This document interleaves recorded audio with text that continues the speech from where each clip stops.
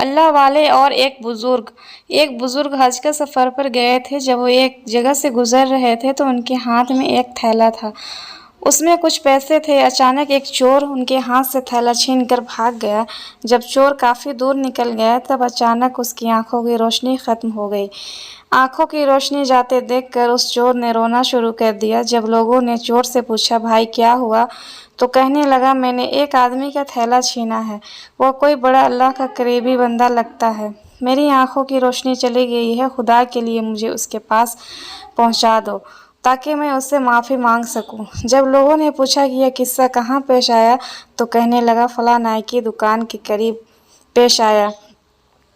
لوگ اس کو اس دکان پر لے گئے اور نائی سے پوچھا کہ اس طرح کا کوئی آدمی یہاں سے گزرا ہے، آپ اسے جانتے ہو؟ تو اس نے کہا، مجھے اس کا گھر تو پتہ نہیں ہے مگر نماز کے لیے وہ آتے جاتے رہتے ہیں، اگلی نماز کے لیے پھر آئیں گے۔ یہ لوگ انتظار میں بیٹھ گئے۔ وہ بزرگ اپنے وقت پر تشریف لائے۔ لوگ اس چور کو ان کے پاس لے کر گئے تو اس چور نے جا کر ان کے ہاتھ پاؤں پکڑ لیے اور کہنے لگا، مجھ سے غلطی ہو گئی، گناہ ہو گیا، میں نادم ہوں، شرمندہ ہوں، میری آنکھوں کی روشنی چھین گئی ہے، آپ اپنے پیسے واپس لے لیجیے اور مجھے معاف کر دیجیے تاکہ اللہ تعالیٰ میری آنکھیں ٹھیک کر دے۔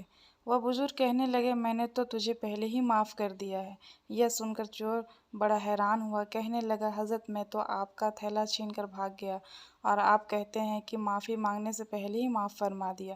وہ فرمانے لگے، ہاں میرے دل میں کوئی بات آ گئی تھی۔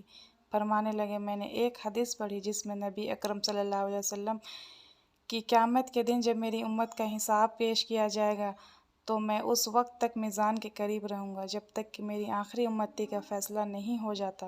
میرے دل میں یہ بات آئی کہ اگر میں نے اس چور کو معاف نہیں کیا تو قیامت کے دن یہ مقدمہ پیش ہوگا اور نہ ہی میرے محبوب کو جنت میں جانے میں دیر لگے گی، وہ جلد ہی جنت میں تشریف لے جائیں گے۔